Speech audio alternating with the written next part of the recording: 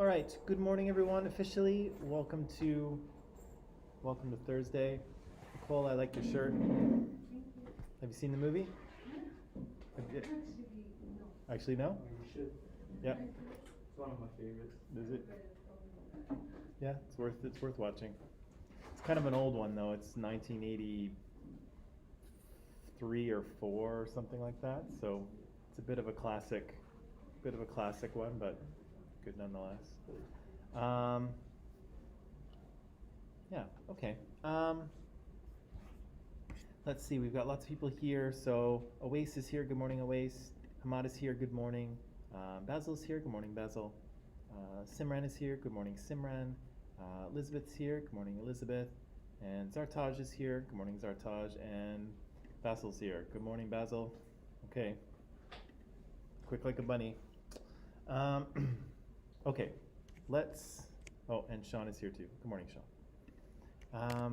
Yesterday we were talking about, well, a few things, but we're still talking about this process of socialization, right? The process by which all of us learn society's values and beliefs and norms, right? And so, again, all of us have gone through this process, and I think we continue to be involved in it, right? And so, even, the Seinfeld clips we were watching, that was yesterday, right?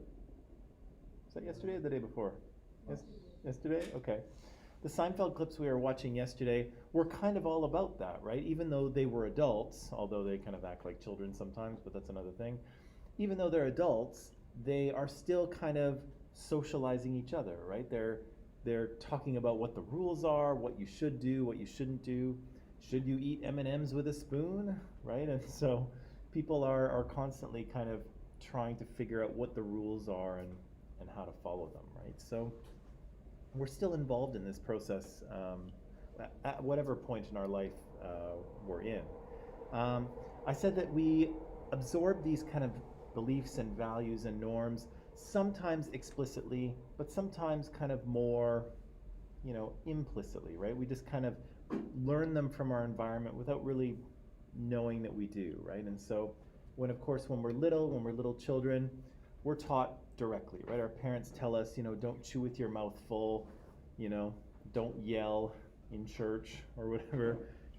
They tell you how to behave, right? But as we grow older, we kind of absorb the messages from society around us, right? People don't usually have to directly tell us what to do and what not to do. We kind of just figure it out, right? We just kind of pay attention to what happens around us and adjust our behavior accordingly, right? So I said we absorb those social messages, and that's why we did this little exercise yesterday, which I thought was kind of fun. And I always think it's kind of fun. Again, I asked you a bunch of questions about these people. Who's the richest? Who reads most? Who's most likely to feel included or isolated? And we kind of speculated a little bit on who we thought, who these people might be. And of course, for the most part, we don't really know who they are. But what I was trying to demonstrate is that we all have ideas about people that we have kind of absorbed from our socialization, right? What men are like, what women are like, what older people are like, what younger people are like, maybe what people from other countries might be like. All of these kind of things, we've absorbed them. And so when we see some of these people who have these characteristics, we kind of map some of our pre-existing ideas onto them, just to kind of see if they fit, right? And maybe they do and maybe they don't. Person number 6 here, we kind of, he looks like he's angry and he's this old guy. Some people pointed out he's an old white guy. And so that kind of influenced who we thought him to be, right? And it influenced, what question, we thought worked best for him. And again, we may be bang on, right? We may have figured him out, or we may know nothing about him, right? But again, the fact that we were able to do this exercise shows that we have ideas about what people are generally like, right? We have absorbed social messages, and that's what allows us to do this exercise and to kind of go through life and figure people out, right? And I think it's natural for humans to do that. And I think in some cases it's very beneficial, right? If you're walking down the street late at night, maybe not in the best part of town, and you see someone walking toward you, you're going to judge them pretty quickly, right? You're going to look at what they look like and how they're dressed and how they walk and how they're holding their head and are they looking at you or not. You're going to take in all this information and you're going to figure out, is this person a threat, right? Should I cross the street or should I just walk by them because I think they're harmless, right? So there's maybe at the lowest level, there's a bit of a safety measure built in, right? We're very quickly able to kind of get a rough measure of what people are like, just to keep ourselves safe, right? But again, humans are very sophisticated animals. We have very complex brains, and we can kind of make an estimated guess about people just by looking at them, right? So, yeah, I was trying to show us that again, we've internalized social messages about what people are or what people are generally like, and again, we've kind of learned these prejudgments without our knowledge, right? And so, when we were looking at those pictures, I don't think any of us, had criteria or we didn't have to write anything down. We just kind of looked and we had a feeling, right? And I think person number one seemed to be like that. It's like, oh, there's just something about her, right? There's something about how she dressed or how she's looking at the camera. She's kind of, she knows something, right? Or there's something about her. The same thing with number 11, right? This kid really kind of resonated with people because of how he looked, right? We thought we knew something about him by the expression on his face, and so, and so we just had this feeling about him, right? That I know what that kid's like. He's that kooky, energetic, goofy kid that we've probably met before.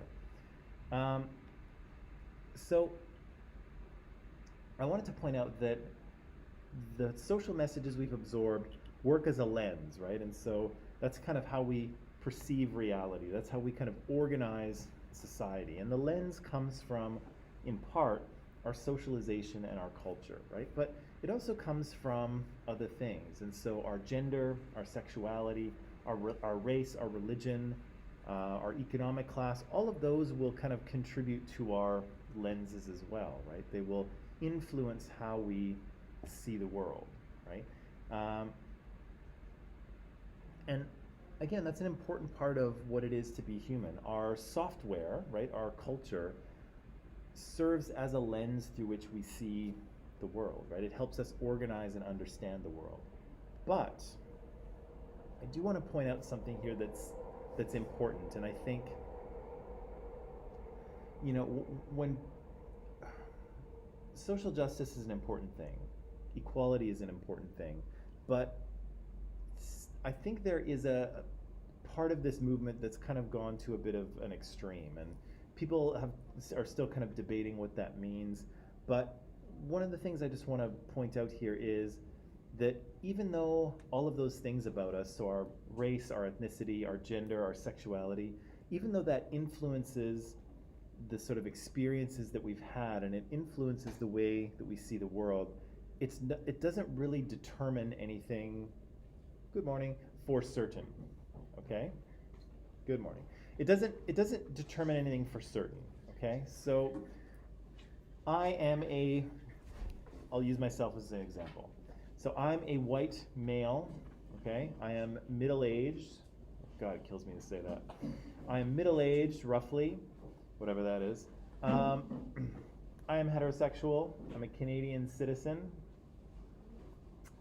I come from a Christian background, but I'm not really religious, right? I'm roughly in Vancouver, it's probably lower middle class, but in the kind of lower middle-ish class of income earners, I guess. And so that can sort of tell something about what my experiences might be, but it doesn't determine the way I think or the way I feel, right? And so And similarly, when we speak to someone who's, or when we hear from someone who is a member of a minoritized group, and we'll get to that later, so people of color, people who are not straight, so non heterosexual, people who are non Christian, at least in Canada, people in sort of lower economic classes, um, people in non Christian religions. Whenever we talk about people in minoritized groups, we can't necessarily assume that they will see the world a certain way either, or that they will have certain opinions about things. Right? So, again, it's good for us to know that the way we see the world in part comes from our culture and our socialization and from the social groups that we belong to, but it's not completely determinative of it. Okay? So, does that make sense? Okay. So, you just because you are something doesn't mean you think a certain way. Okay? You might, but doesn't mean for sure that you do. Okay? Maybe that will make a little more sense going forward. I just wanted to add it in because, yeah. Okay. Let me see. What's next? Oh, yeah. Okay. Very quick section of the text I would like you to read so that we can answer these three questions, and then once we deal with that, I think it's movie time. Okay, but I'll give you some time to dive into the textbook here. Just 3 pages. What is peer group socialization? Do you think it's more powerful than family socialization? What are social institutions? That's kind of an important one because we'll talk about social institutions more in this course. And then, do you think your schooling in the past has had a hidden curriculum? I'll talk about that in the text as well. And is that good or bad? Okay. Go to it, my friends. I'll put some time on the clock here, and then in a few minutes we'll discuss these, okay? There we go.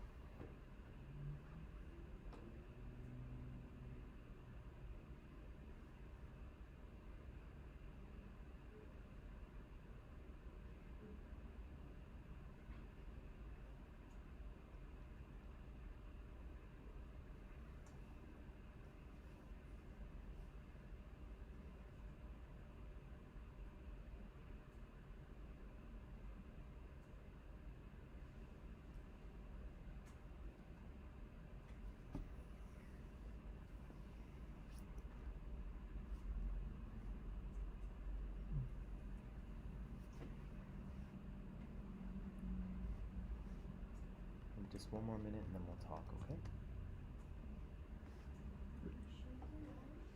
Huh? I think it might be a good idea to write or type something out. Yeah.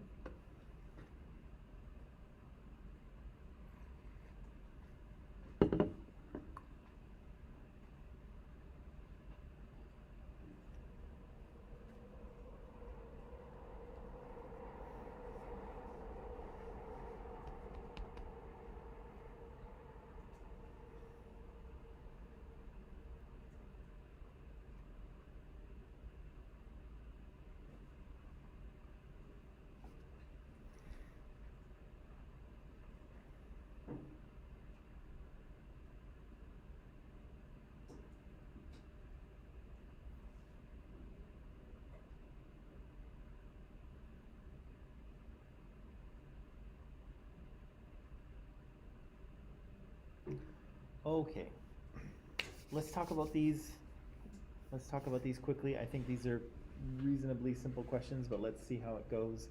Number one, what's peer group socialization? Friend group socialization basically. Yeah. And so how do they define peers in the textbook here? What's that? As what? Sorry, Malika, huh? Not well. Sometimes you find your peers at school. That's true. Similar age and social status. Yeah. So people who are peers are kind of people who are similar to you, right? Similar age, similar status, right? And so, and in school we are socialized by those peer groups, right? Because that's who we're locked in school, 6 or 8 hours a day with. So the textbook here is kind of contrasting between socialization that happens within the family and socialization that happens within the peer group, right? And again, sometimes those happen at the same time, right? We kind of go from our family home out to hang out with our friends, then we come back, and so those things are constantly happening, sort of in an overlapping way. Do you think one is more powerful than the other? Kind of? Yeah. Why you say that? People tend to follow more of the parents' than the family people tend to follow more of the age groups or those ones that they think are updated, if you see that? Yeah. According to their ages. Yeah. Than the ones that Yeah. Once you get to a certain age, peer groups become very important, right? And what's cool and what's not cool, right? That becomes critically important to follow, right? So yeah, there is a lot of power in those peer groups.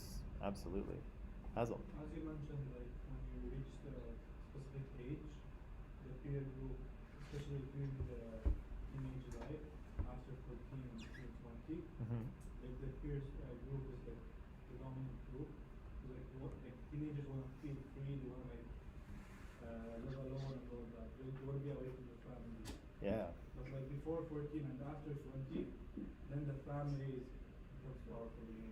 Mm. Yeah, okay. So maybe it depends on the stage in life that you're at, right? When you're 6 or 7 years old, yeah, your parents or your caregivers are hugely important in your life, right? And they're the ones who are kind of helping to socialize you. But yeah, in those teen years, the peer group becomes very, very, very important, right? Any other ideas about that?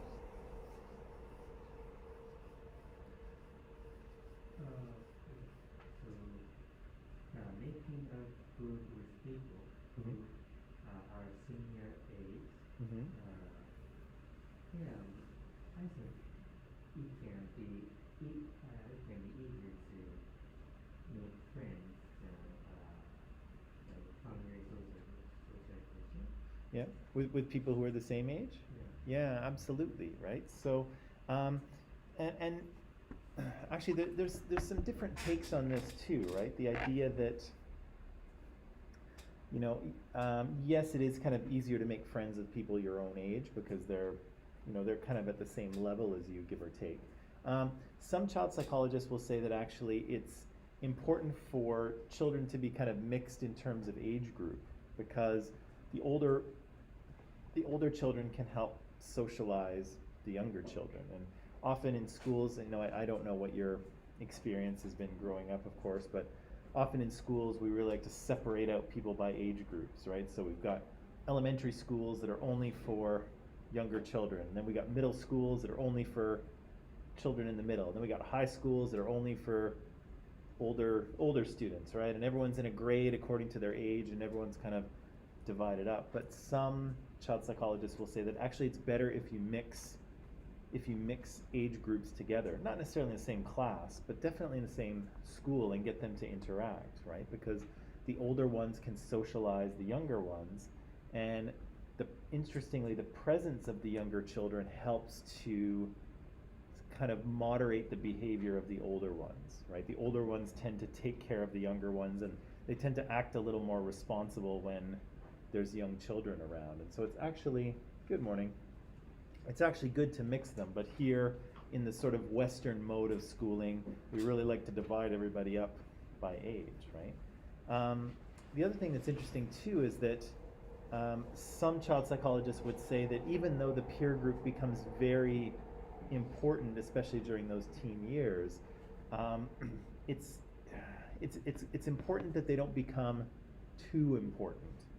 And some child psychologists would say is that really what children need is unconditional love and attachment. And I know we all have really good friends, but it's you don't often get unconditional love from your friends, right?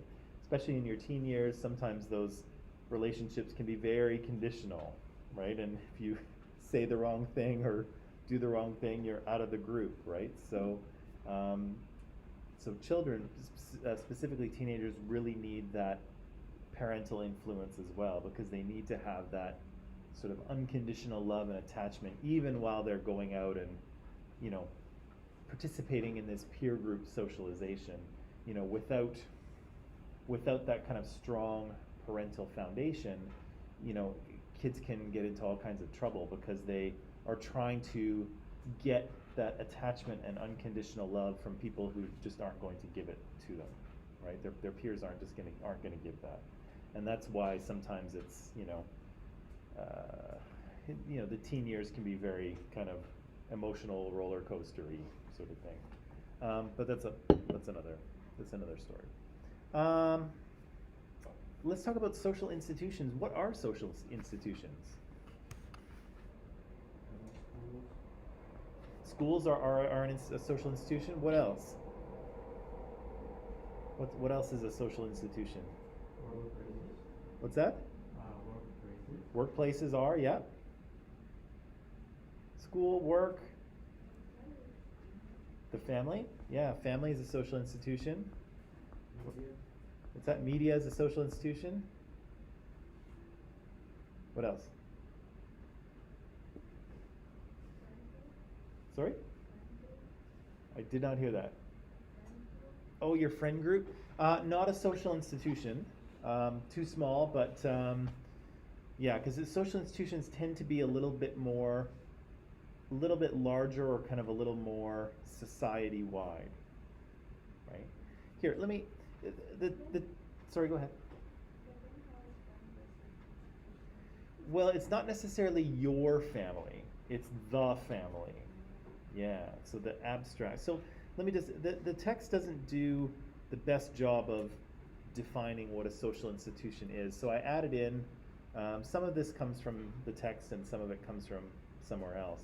But yeah, so you can think of social institutions as, sort of almost like the organs of your body, or you can think of it as like programs on your computer. Every social institution kind of does a specific thing for society, okay? Just like your organs do a different thing for your body, social institutions are doing things to help society kind of continue. One of their jobs, all social institutions, is to socialize people and to kind of reproduce society as it is, right? So here in schools, schools are social institutions. They are mechanisms or patterns of social order that are focused on meeting social needs, right? So what social need do schools fulfill for society? What do schools do for society? Yeah. They provide education. Yeah, they provide education, right? Society has determined that people need to be educated, they need to be taught certain skills and certain knowledge, and so we've created this institution of schools, right? And everyone goes through school all the way up through the grades. Hopefully they learn what they're supposed to learn, and then when they come out the other side, they are skilled, knowledgeable, responsible citizens ready to participate in society, in theory, right? That's what that one is about, right? What about government? What's the role of government in a society? That it will develop the country. To what? Develop. To develop the country? Yeah. Bassem? To control. Yeah, to develop the country, to create laws. Yeah, to kind of to control things, right? To rule, to govern, if you will. That's what a government is for governing, right? So, yeah, we need something to kind of run the place and make laws and develop things and organize people and provide services, right? And the government does that for us, right? What about religion? What's the role of religion? To teach people history and then to hold them to religion. Sure. So there's a so to kind of give people a belief structure about how the world works and where we come from and why we're here, right? That's part of religion's job. What else is religion's job?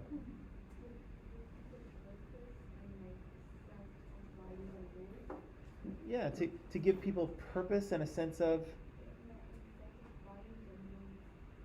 I did not hear that. I'm sorry. Oh, value. Yes, that's very important. Sorry, you really have to talk hard through the mask because it's like, even if I just talk at the same level and I take the mask off, it's a lot louder. So unfortunately, you've really got to push through. But yes, you're exactly right, Victoria. Yeah, values and morals, right? So religion has a very important role to play in teaching society what's right and what's wrong, right? Away says, it tells us about the code of life, right? So the principles by which we're supposed to live, right? It guides people spiritually, Sean says. That's good too. Governments, Away mentioned that governments are a social institution, which is true, and Hassan said the workplace. Simran said religion, that's good too. Zartaj asked, is the internet a social institution? I think it might be part of the media, or I think it might. Oh God, okay, this is going to sound bizarre. I think it is the medium by which the media is transmitted, right? So I don't think it's a social institution in itself, but it enables the media and other institutions to connect people. I think. A sociologist might disagree with me there. I'm not entirely sure, Zartaj, but I don't think it is. What's the media's role in society? To inform us what's happening. Right? To tell us what's going on in the world around us and in our society. To entertain us in some cases, yeah. What else? To teach us stuff. To teach us things, yeah. Like how to cook, for example. To what? Like how to cook. Yeah, sure. How to cook. Yeah. So all those things are important. In a democracy, the media has one more important role too. Sorry? Oh yeah, okay. That wasn't what I was thinking of, but you're very right. The media is a sales tool, right? They do sell you things. But media's got one more important role in a democracy. To show you what you want to see. Well, who's they? Media. Well, that's the difference between a democracy and an authoritarian state, right? Is that in an authoritarian state like Russia, for example, the Russian media tells the Russian people basically what Vladimir Putin wants them to hear, right? He has control over the major media outlets in Russia, and they kind of they march to his drum, if you will. Yeah, exactly, right? So they tell the people what the government wants them to hear, right? And so there's an element of propaganda there. In a good functioning democracy, and I'm not claiming that the US or Canada is either of those, but in a well-functioning democracy, the job of the media is to hold the government accountable, right? So the media is, in theory, on our side, right? And so they're constantly looking at the government, making sure the government is doing their job correctly, making sure they're fulfilling their promises. If they make a mistake, the media should be there to shine a big light on it to say, look what they did, right? So the media is there to kind of, the media is there on our behalf, right? They're holding the government accountable, making sure they're doing what they're supposed to, and making sure they're not covering up mistakes or things that they've done wrong, right? So again, in a well-functioning democracy, the media is on our team, right? They're working on our behalf, right? But again, the media has dropped the ball in a few places.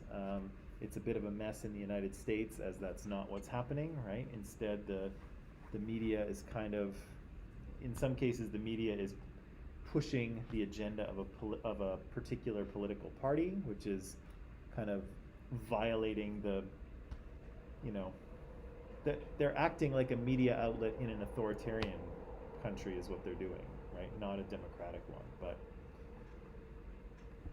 which is concerning, but that's another conversation, right? So this is what social institutions are, right? And so again, sometimes they are, sometimes they're sort of patterns of human activity. Sometimes they are enshrined in law.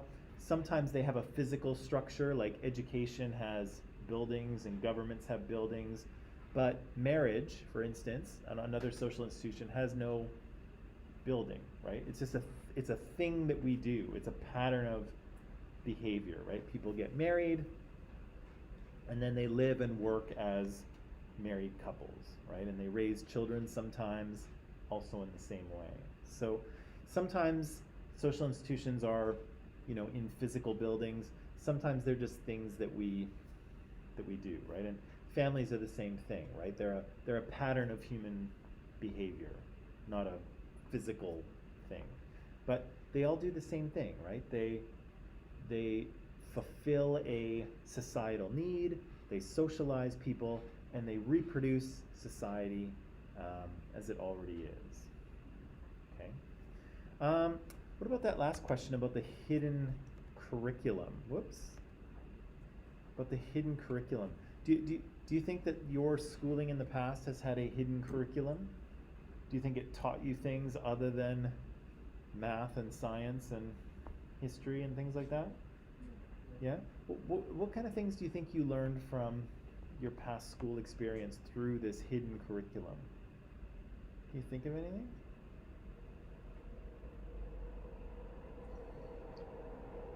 You can use examples from the text if you want to. That's fine. Competition. What's that? Competition. Yeah. Some schools are very competitive, right? Does anyone come from or had experience with a school in the past that was very competitive? Yeah. How is it, Ben? How is it competitive? I went to some form of elite school, Uh-huh. so we always came out in the papers. We were always compared to other schools, Oh, okay. and if we did badly, the whole level would be shamed. Wow. And it was in the papers. It was in the newspaper. Oh my God. That's a lot of pressure. I felt a lot of pressure just bringing my report card home to my parents, never mind having it in the newspaper. Actually, I never brought it home. Yeah, mine always got lost. I know, mine too, right? Yeah. Yeah, I wonder, I don't maybe know they, what happened. maybe the same place, they just went into the same black hole Yeah, probably. somewhere, yeah. Basil, what? So like in Lebanon, when I studied like for 2 years, the school was like the number one in the south, Yep. and all the students used to compete with each other to get like the first place. So like they skip the final exam. Yeah. So like if they get above 95, the teachers will give them full mark for Yep. the final exam, and they go on to Right. so it's so good. Yeah. That's pretty. It's really hard. Yeah, I had another student, I think, maybe not last term, but the term before. They were in a school where, yeah, like there was a board of people's marks Yeah. publicly displayed, right? And so, like, you can tell that, oh, great, I'm number 324. Fantastic, right? And, you know, like, it's great if you're on the top, right? But if you're not, It's like so hard. They got 70%. I was happy. It was so good. but that probably didn't put you in the top 10, did it? Well, I'm happy that it's Yeah, yeah. It's so hard in Lebanon. Yeah, but that's the thing, right? Some schools have a hidden curriculum of, well, maybe not so hidden, of competition, right? That you are in competition with your fellow students, right? And there's only one number one spot, right? And yeah, whether that's good or bad, I guess, is up to your personal, assessment. But yeah, competition can be one of them. What else do we learn in school that's not a subject? Yeah. Not to be. Yeah, right?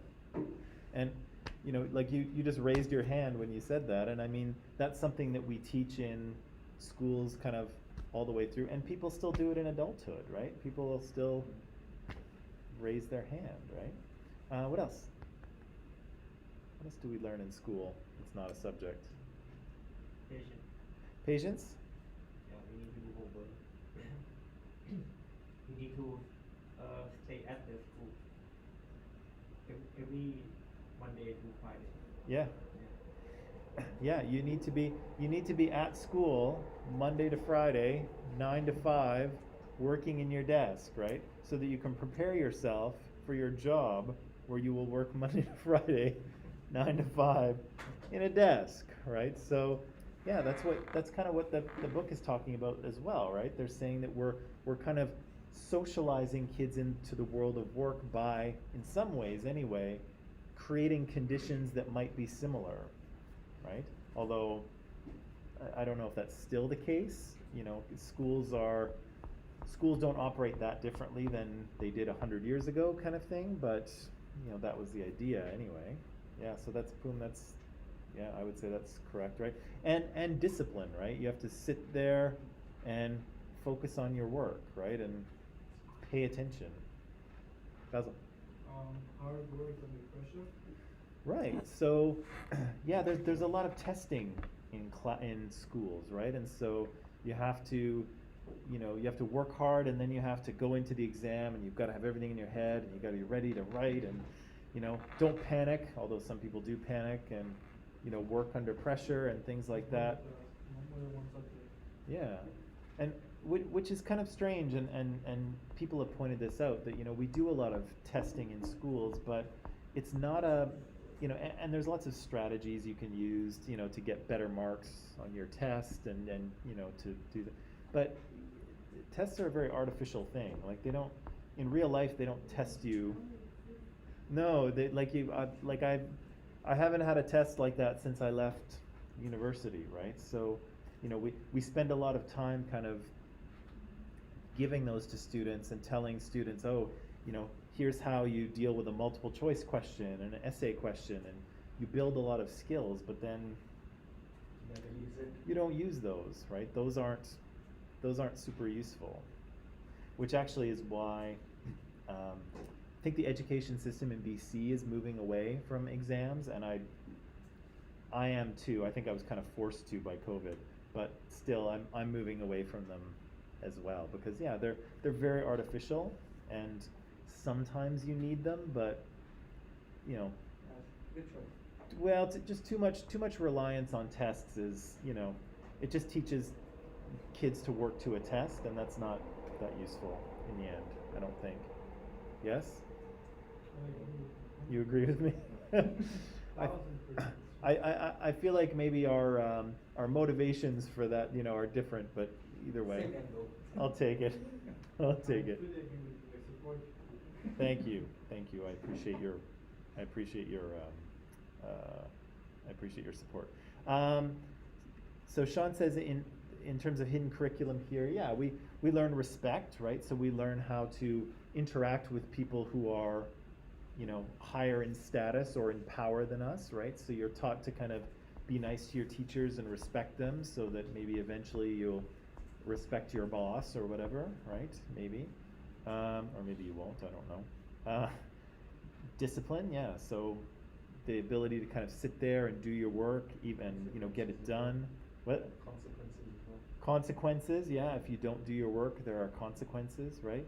And with the discipline thing, sometimes that's tough because you're doing things that maybe you don't necessarily want to do, or you're studying something that you don't really like or care about, but you might have to, right? Yeah, managing your time, sure, right? And school time is very tightly managed, right? It's, you know, this class is this time to this time, and then there's another class, and everything. What it is actually is a factory. It's a factory model, is what schools are kind of based around. Factories and shifts, and we produce students in batches, right? Every year we produce a batch of students that we graduate that are all the same age, right? So you know, and there's bells that go off and buzzers that say when the shift starts and when the shift ends. And so school is the original kind of template for school comes out of the Industrial Revolution, and it's kind of it's factory based, or at least the original version of schooling was. Yeah, following a routine, yeah, all of that stuff. Anything else on the hidden curriculum thing? Actually, do you think it's a good or a bad thing that we have this? It's a good thing, actually. Yeah, why? Because like they're teaching us from a young age how to work hard, how to behave, how to socialize with others, and work as a team. Yeah. So we get a project to work on. Yeah. And helps us like when we get older and go to the work, like how to communicate with the customers, with other co-workers, and all that. Sure, yeah, we're gonna have a life after school in which we're gonna need some of these skills, and so yeah, it's a good thing that even if it is a hidden curriculum, it's good that we're being taught those things, right? Yeah. I think it's better than the actual curriculum. You think it's better than? The actual curriculum. I would say it's equally as important, you know, for sure, right? Like the you know, knowing how to do, you know, trigonometry might be important, but you know, all of those other skills are also important as well. Sorry, Victoria, what did you want to say? I think it would be good or bad depending if the education is similar to the values. Yeah. For example, like these old schools, the competition they had was like really bad. Like in my opinion, because I don't like it. But in maybe like to them it's good. And so Yeah, like what I guess it, yeah, like it depends, I guess, on what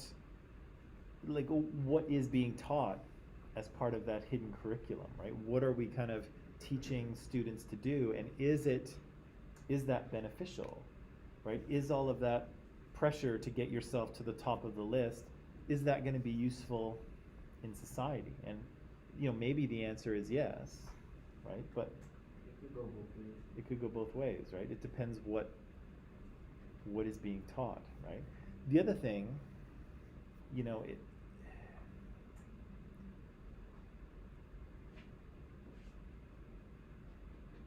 should I even say this? Should I say it? Yeah.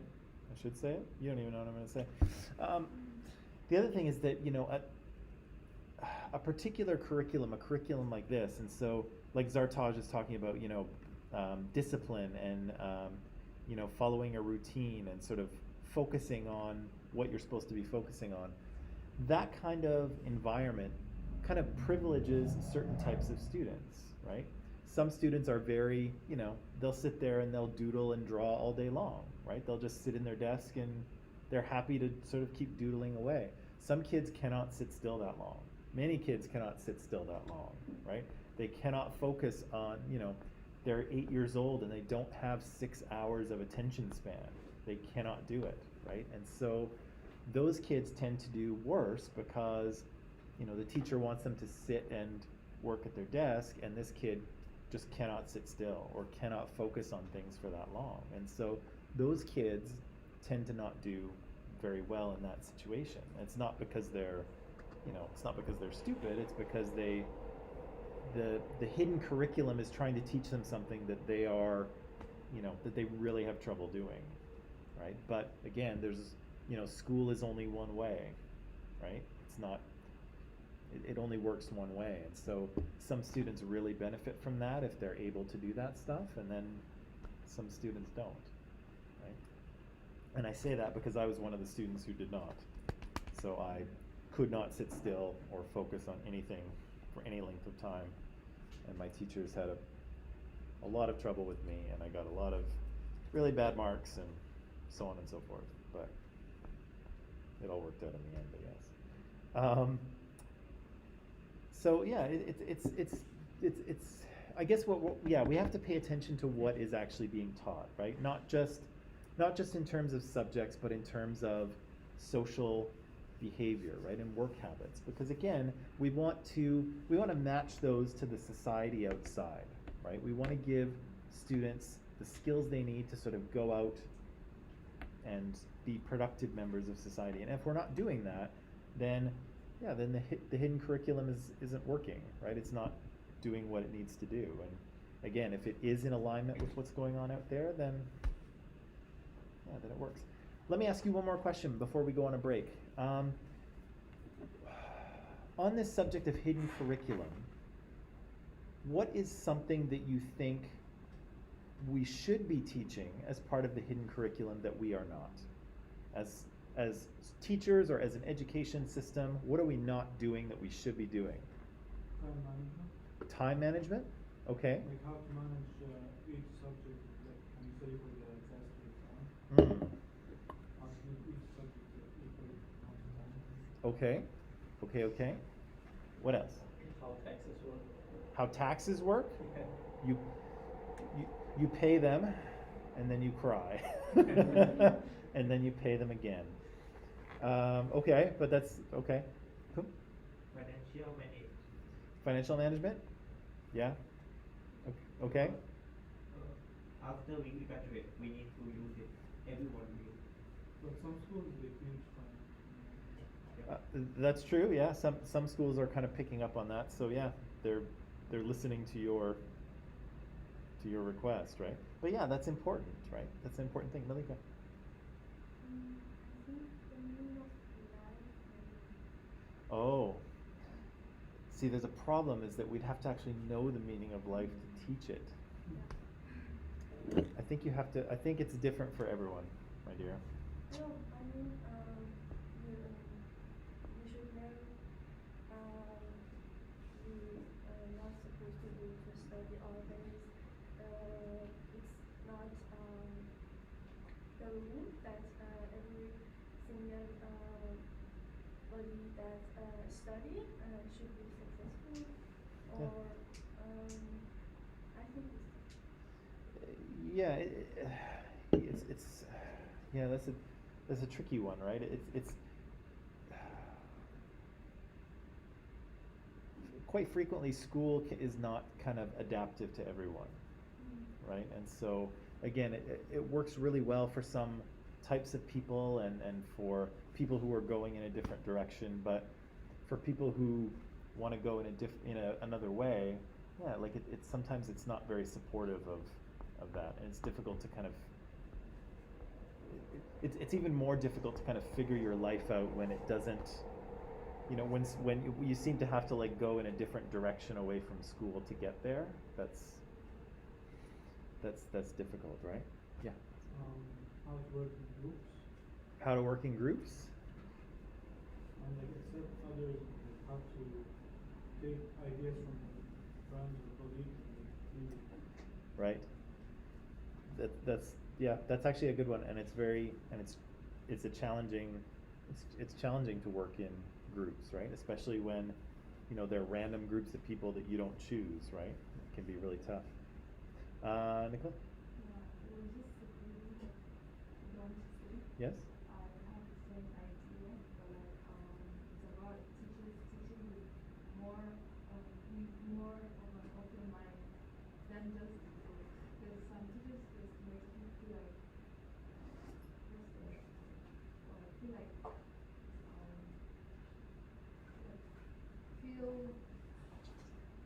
feel low, like they try to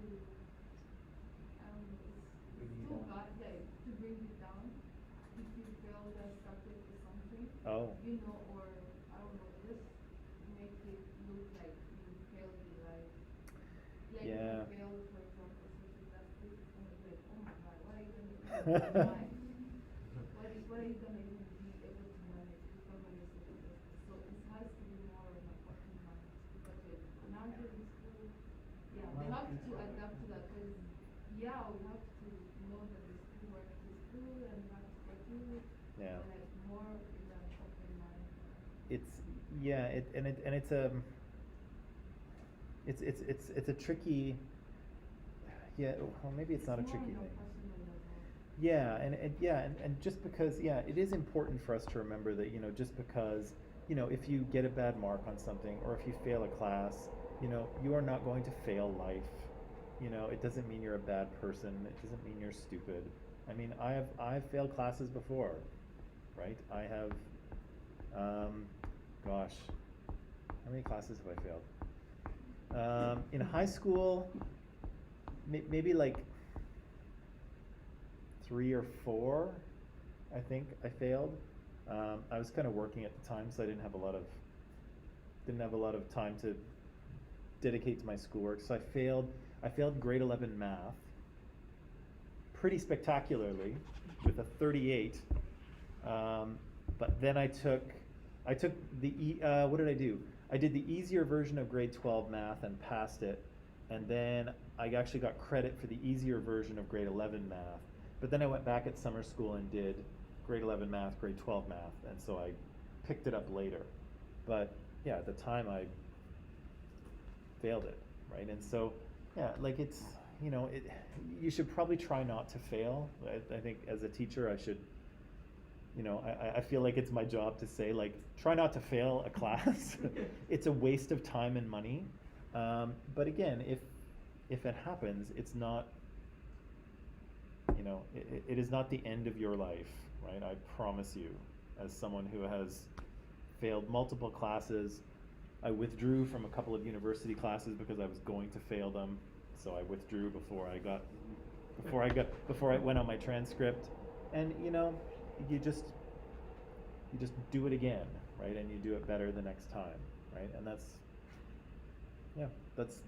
but again, you know, try not to fail because it's, you know, it's a lot of money and it's a waste of time, right? But but if you do, it is not the end, I promise you.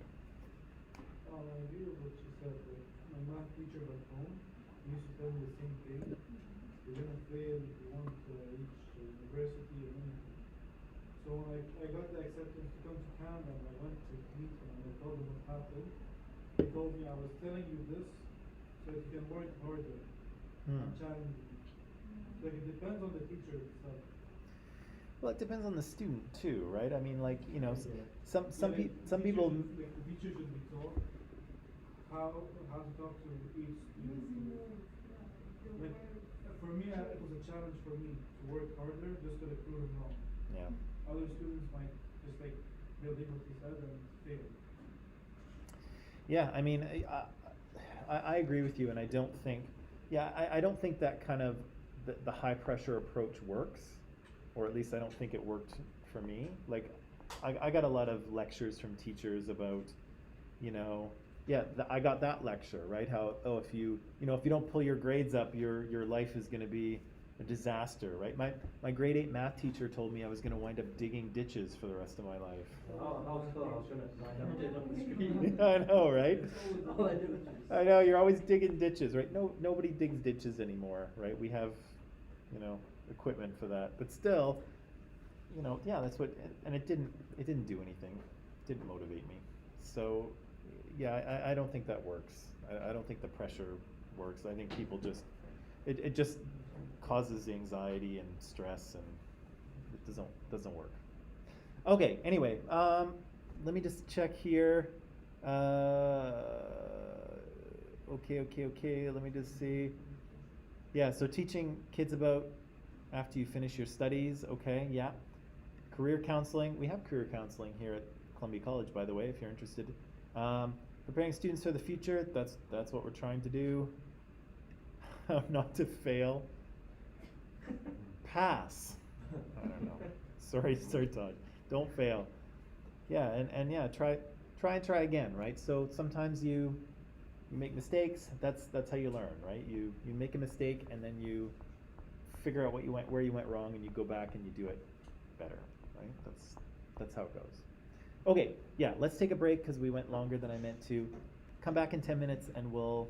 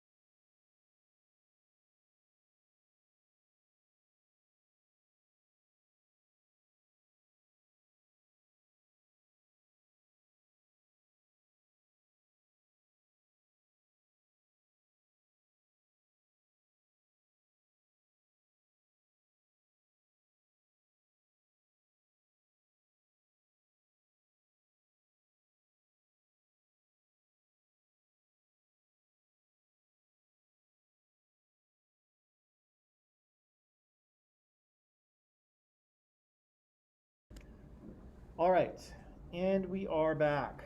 So, how'd you read this section of the text? We talked a little bit about what socialization is in terms of the family and the peer group context.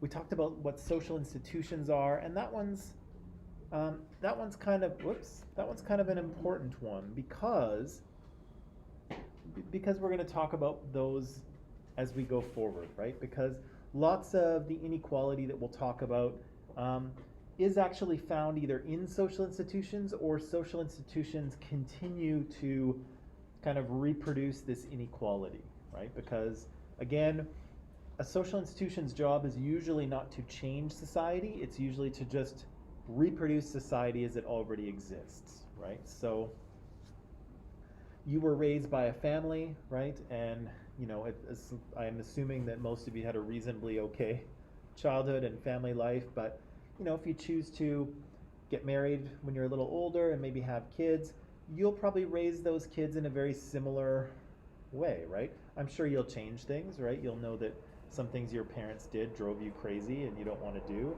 but probably in general you'll do something very similar. And when those kids grow up, they'll kind of raise their kids in a very similar way, right? So these things kind of reproduce themselves over and over again, right? Which, again, if there's inequality built into it, it reproduces the inequality over and over again. So we need to understand kind of how these work in order to kind of go forward.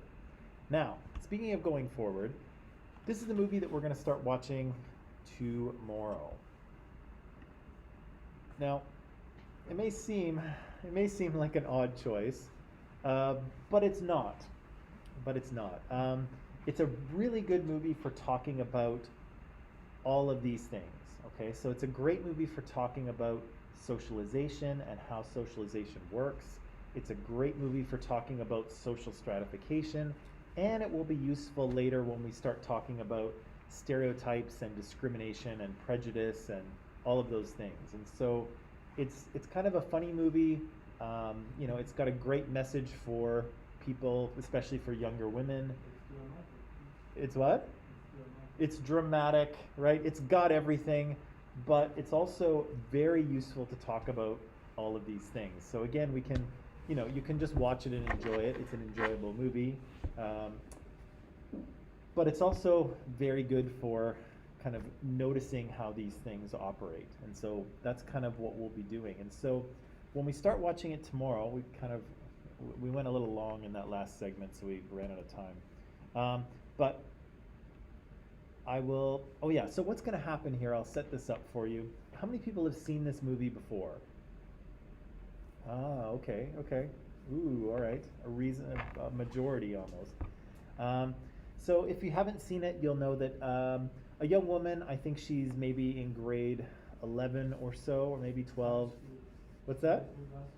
It's her last year, okay. Second last year? I don't know.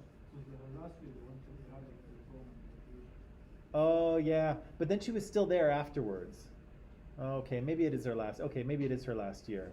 Okay, so it's kind of her last year in high school, but she has been. Her parents are zoologists or something like that. They've been in Africa, and so she's kind of been homeschooled by her parents. And then for her last year of high school, they moved back to the United States, and Katie here is dropped into the middle of a high school and has to kind of try to figure out how it works, okay? And so just to give you a bit of for online people specific, I'll have a set of questions here, and I'm just going to post them in Microsoft Teams now, even though we don't need them until tomorrow, but at least they'll just be there ready for us. I'll ask you these 6 questions, these 6 things to pay attention to. We can go over them tomorrow. They'll still be there. If you're online, I'll show you this now just so you're prepared. If you're online, here's how you're going to watch this film. Because again, I can't stream it or I'll get sued by, Universal Studios or whoever owns this movie will probably sue me, so I can't have that. So what you'll do if you're online, you'll go to the Columbia College website, you'll go to the library here and you'll press the library button. It'll take you, I think, to a screen like this. where you'll press Find Materials. You'll see it there at the bottom left. Once you're in there, you'll go to Streaming Videos down there at the bottom. When you click on that, you'll have a bunch of databases here, and you should see, and you should see this Criterion On Demand. That's the one you're looking for, the one at the top of the list there. And once you click on that, it should bring you to a screen like this, and you can type in Mean Girls, and it should show up. Basil says, I think it's on Netflix. It probably is. Again, if you have Netflix, online people, you know, you can watch it on any platform that you have, but just in case you don't have those platforms, you can watch it there as well. At some point in that process, you'll have to log into your Columbia College. You'll have to put your Columbia College login, but either way, you should be able to get into it. Yeah. It's on Netflix? Okay. Yeah, so online people, if you have Netflix, by all means, you can use it, but just in case, there's a way to watch it for free, okay, or through the college thing. So that's what we'll start tomorrow. Yeah, so there will be a class tomorrow. I'll be here. We'll start watching the movie, and we'll probably watch 25 minutes of it, and then we'll talk about what we've seen, and then we'll watch a little bit more. So we'll kind of watch it in little chunks. So please do tune in for the class. The only thing is I won't be able to show it. I won't be able to stream it, but we'll watch it here on the screen in class. You can watch it at home, and then we'll stop every now and again to kind of debrief and talk about what we've seen. Sound okay? Sound okay? Okay for a Friday? Yeah? Movie Friday? Yeah, we should have movies every Friday? Huh? Thursday night. Oh, shit. This is your fault. Whoops. Fine, it's only Thursday. Have movie on Thursday. Fine. That's feel like Friday, doesn't it? It kind of does. I don't know why. Maybe because it's a short week next week, right? Because we have Monday off, so maybe it's like somehow. Mentally, we're already looking forward to it. Yeah.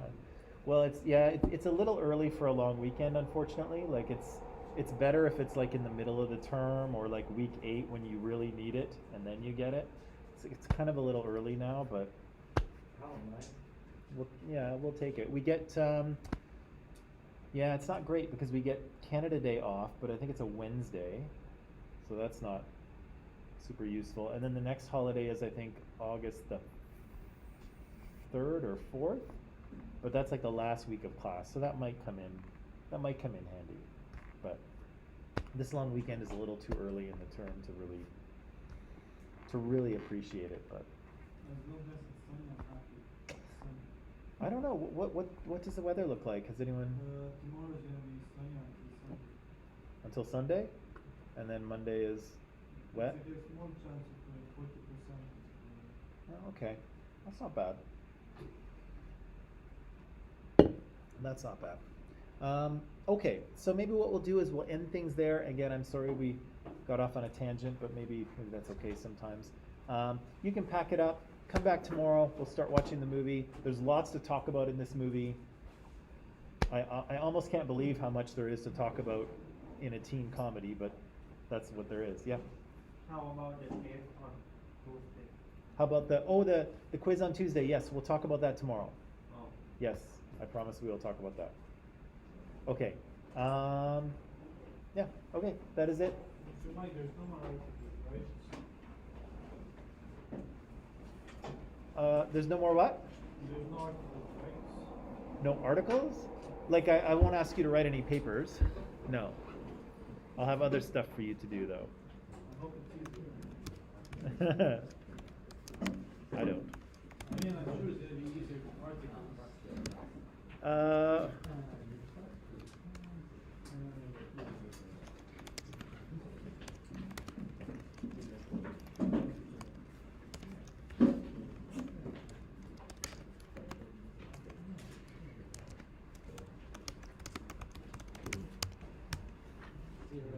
Okay. See you, King. See you, Victoria. Then- Bye, Medika.